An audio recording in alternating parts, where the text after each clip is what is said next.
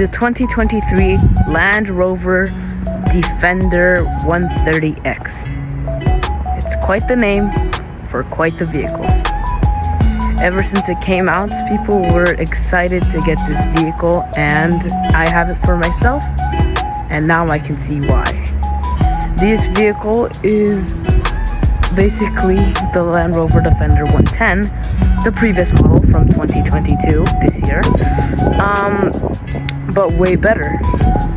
Some of the main features that Land Rover has promised us is the extended back, which offers more space for the people sitting in the third row. They also promised tire technology and a sunroof for the Land Rover 130, which the previous Land Rover 110 did not have. They also provided us with extra coloring options. As you see here, this coloring option, which we chose, is the dark black, and I will get into more specific in the video. So let's get to it. This is the exterior, and I forgot to mention quite a lot of things. For example, this tow hitch. This tow hitch is used for many things, and it doesn't look like this. This is just a dust cover.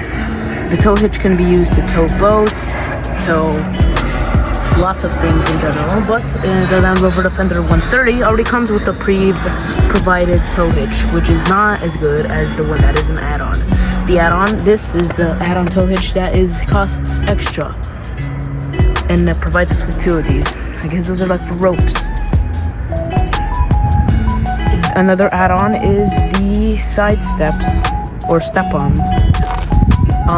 These are helpful for riding the car when you're going inside.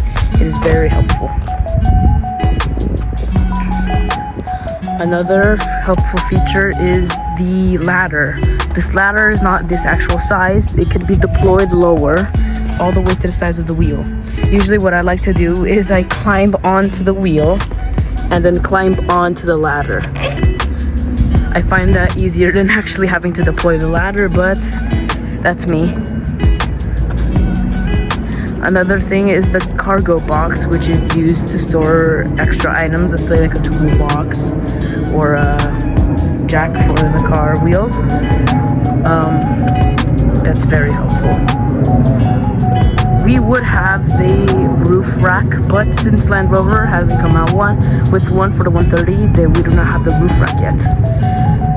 At the Land Rover store, they actually told us we were going to install our roof rack from the 110 into the 130, but it's not the same size because according to them, it's differently, and it is also bigger than the last one. So let's get inside. All right, let's go inside. Oh, it just locked. Well, anyways, I have my key. Well, I have the key in my pocket. It has a case. It's not red. So just putting the key near the vehicle, as I'm going to put in my pocket right now. The key will be detected by Bluetooth or radio waves or something.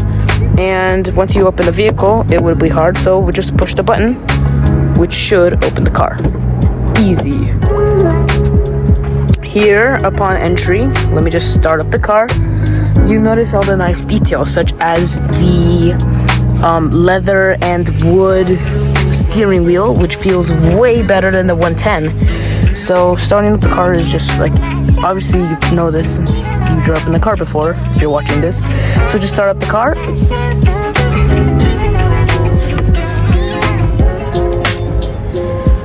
So here, one of the main differences is the M1, 2, and 3. This stands for the sitting positions that the driver will be in. For example, this is in, let's say there are different drivers. So let's say Adam he is short, so he needs the car to be more here and taller. so he can drive better. But let's say Eve is tall, so she needs to move the car back. So for them to not be switching all these buttons all the time, they just use this as a accommodation, which is all like preset controls. Here we have the basic window controls for all the vehicle, and we also have the child lock.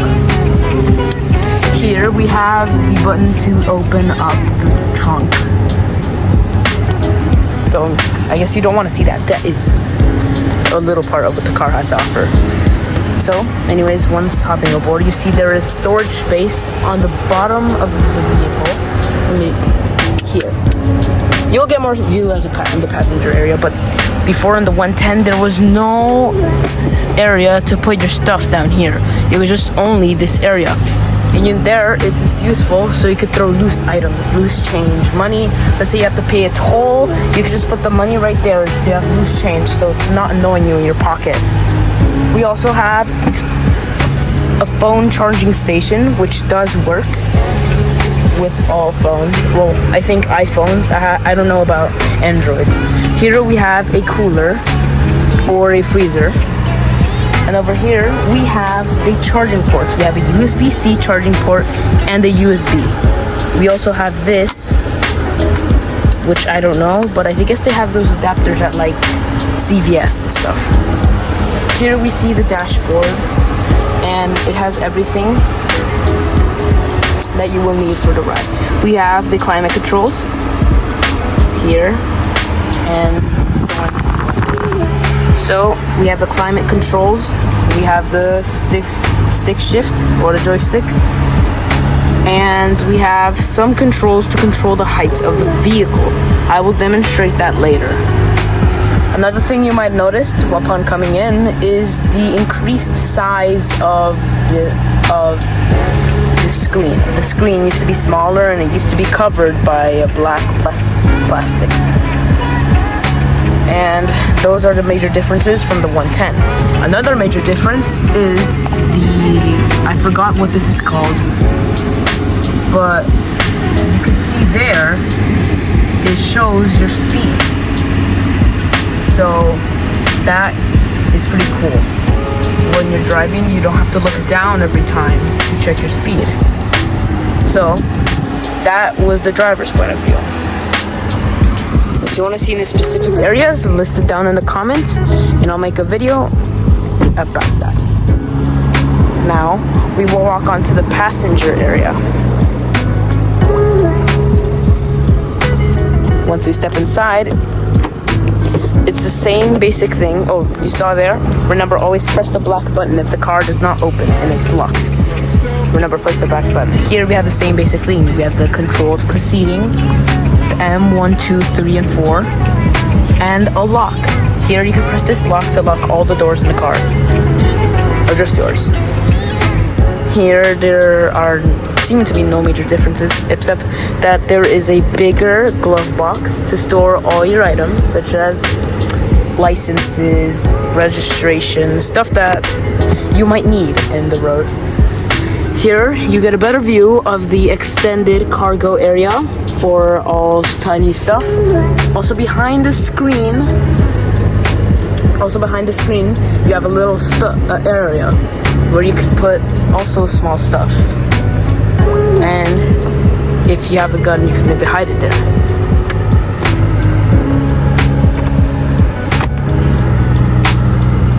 That is all. Oh, also one big point I forgot to mention, these seats are made out of leather and fabric. The fabric feels so good. Also, a major difference from the 110 is that the floors are made out of a towel-like fabric, not rubber like the 110. The 130 is made out of towel fabric, sorry. Oh, and also, major difference, we have this, a sunroof. We have a sunroof and this to open and close the sunroof, and an SOS button and a repair button to call people in case you are in need of help. So now let us open the sunroof.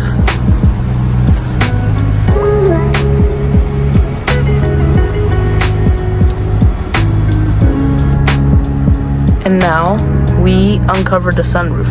Now let us open it. Oh, I need to hold the button down.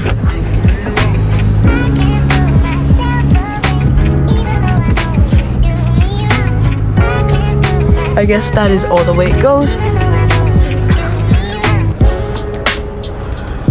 And you can see here there is this mechanism and a windshield for the sunroof.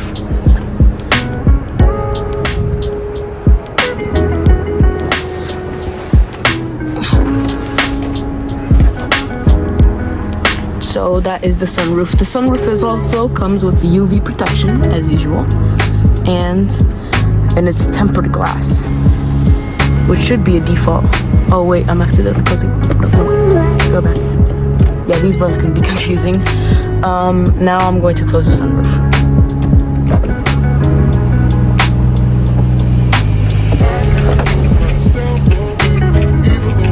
Okay.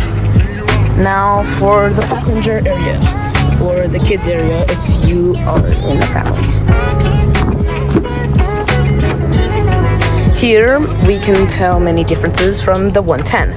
For example, in the 110, the rear seats, or this seat's facing here, there used to be a USB port and a hook, so you can hook on materials such as like a coat hanger and stuff like that, and a zip ring, so you could like put some stuff here to cover your children or something.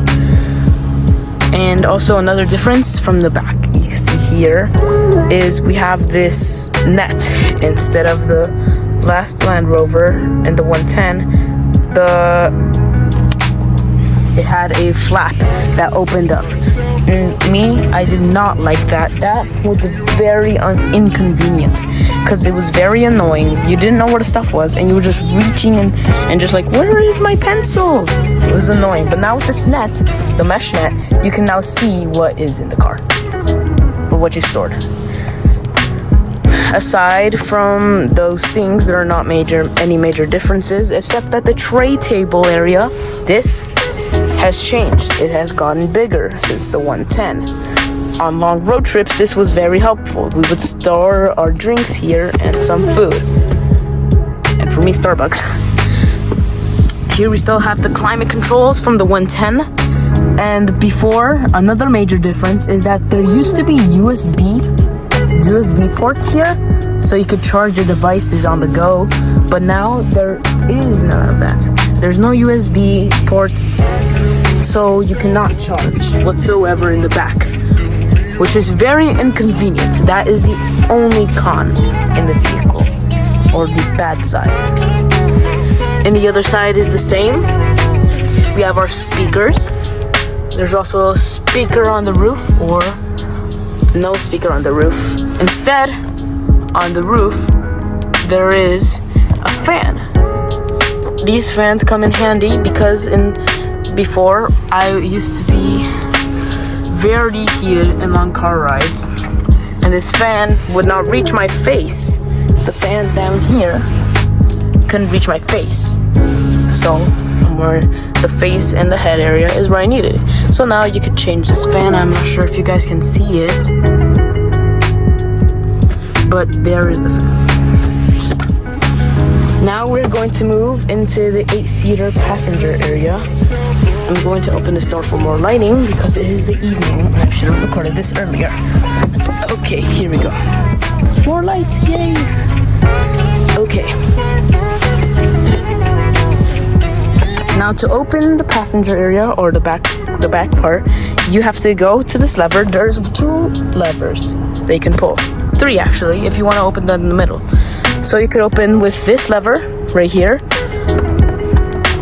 This lever that you have to pull, it opens up the seats this way, and you can pull this back.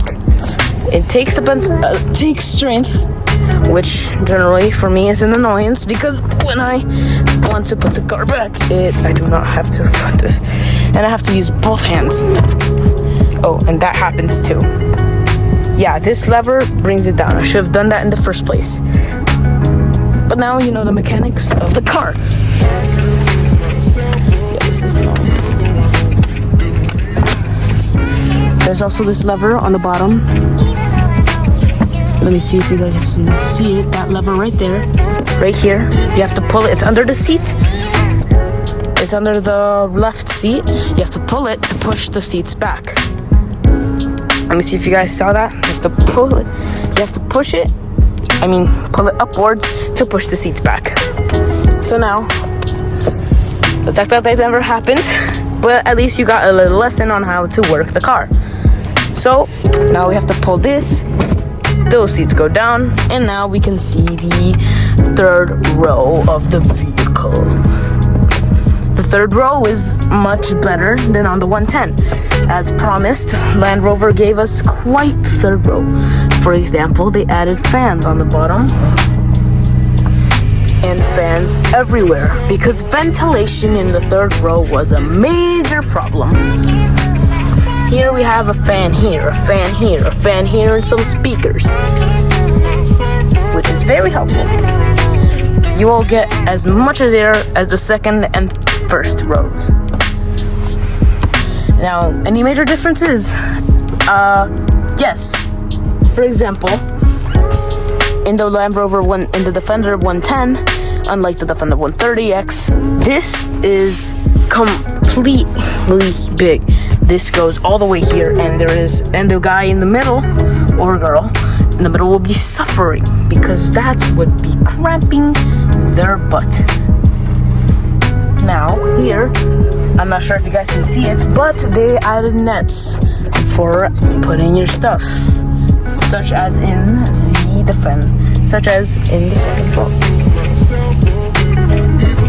Now we have these nets and I think seat warming options.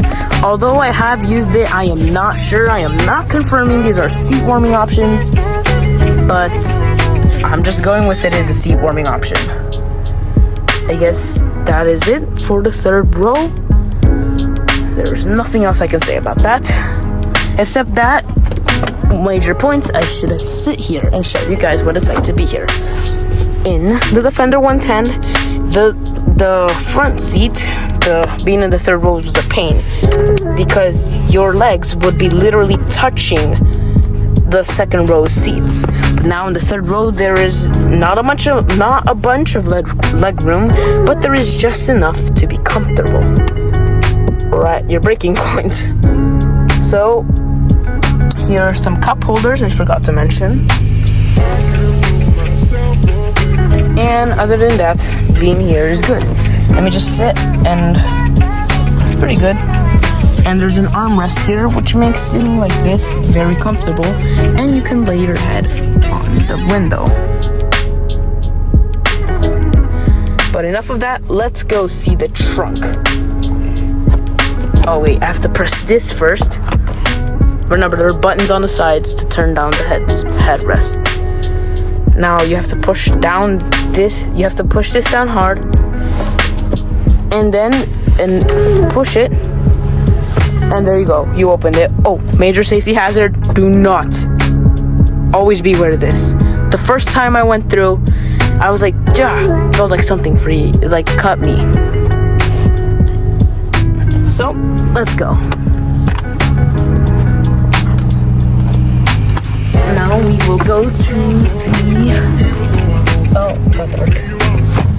Now we will go to the trunk. As in all Defenders, this Defender has the wheel, the extra spare wheel at no additional cost. I think. I'm sure. I'm 90% sure it's at no additional cost. It's part of the vehicle. Once you open the trunk, you will see there is more space than in the 110. The 110 did not have this extra area. All this from this line here all the way here, that area did not exist. But this is the 130X, which means it's the biggest one, which means all the space is bigger. And even if you took all the seats down, the Defender 110, the normal one, not the X. Well, there was no Defender 110X. The Defender would not have that much space. So you just saw me take down the headrests. Nova, why do you do that?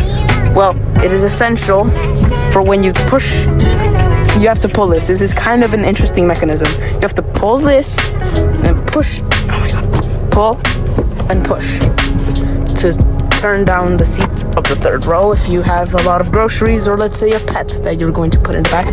Although if it's a German Shepherd, because I have a German Shepherd, and boy do they shed, this will turn into a freaking floor mat. So anyways, this is the area of the Defender 130X, the back row. So as you can tell here, there's still the stuff from the third row, because the third row got taken down. These seats go down. So we have a couple of fans here, and this is not a fan. I don't know what that is. We have some neat features that was not in the Defender 110 and is in the Defender 130X or Defender 130 in general. We have this charging station where you could plug in your devices, or let's say that if you are going camping, that will be essential in charging your, or like using an electric fan to power your, what's it called again? Oh yeah, inflatable beds, and you can inflate some stuff like a kayak. That will be very helpful, other than just pumping it and going once and twice and once and twice. It's so annoying. Thankfully in the 130, I thank you so much for having this. Also, we have these little straps which can be used to connect to here and strap your stuff in case you want to, I don't know, like leave your door open, which is very dumb. You can just like put a net here, a mesh net, to prevent your stuff from going down. Or let's say you have a pet, you open the door and they want to jump out of the vehicle out of nowhere, you have that mesh net to make sure the dog does not get out, or cat, or fish, I don't know, whatever pet you have. So anyways, we have this lock thing that I'm not sure what it does. We also have, that I already explained about. We also, something I need to mention is that if you will ever lose a wheel, then you can open this, and there's a jack. Got stuck my finger, sorry. We have a jack and a bunch of tools that you will have to remove the wheel, such as this pipe thing. These do come included. I'm not sure what these things are. I guess they give you a package when you buy the car, but I did not buy the car. It was my parents. So yeah. Here we go. This is not part of the set, I guess. I don't know. But as far as I'm concerned, all this, it comes with the vehicle. So you saw the things. I guess that summarizes our video. Oh, no, that does not. We have this to review, which is a tiny thing. It took like 10 seconds to review. This is a hazard warning thing. You have to pop it out. Feel free to scan the code. This is used when you're in an emergency situation. You pop out the emergency triangle thing. Yeah, I pronounced it, the emergency triangle thing. So anyways, yeah, just look it up, emergency triangle thing. Oh my god, yes, okay. So once you are stuck, that has a triangle that is fluorescent. It does not glow up, it's not battery powered or anything. So yeah,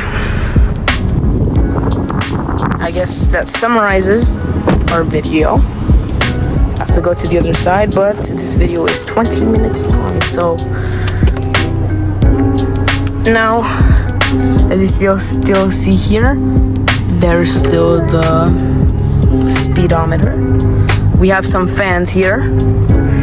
Oh yeah, I need that fan, thank you very much. We also have some extra storage space.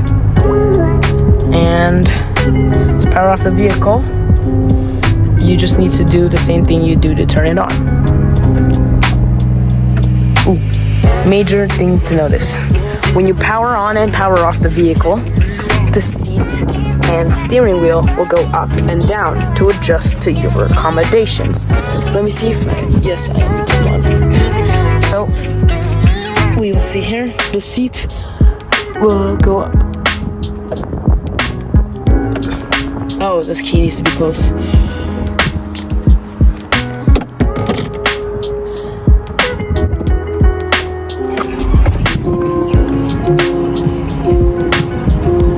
Did I catch it? No? Okay. Go. What I do for YouTube. Okay.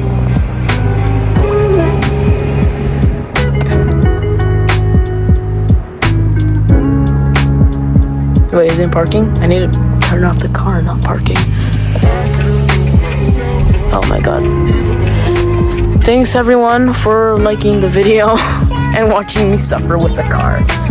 But anyways, I guess you guys, I didn't see it. You guys didn't see it, but maybe you can find video that the seats move back and the wheel, I mean, when you are turning off the vehicle, the seats move back, and so does the steering wheel. The steering wheel moves up. But when you turn on the car, the seat, it goes like this, it goes up, and the steering wheel goes like, turned on like that. I hope you have enjoyed my video. Please subscribe and like, and please, I have done a lot, and I've cleaned the car. Well, anyways, the car is nice, it is beautiful, it is amazing. It feels weird for me to generalize, to personification a car. Well, anyways, you guys get the main idea. I like the car, you should like the car. I mean, you should not like the car, you have your own opinion, but I'm sure if you buy the car, you will enjoy it. Thank you very much. Please like and subscribe and share to people who are considering buying the car.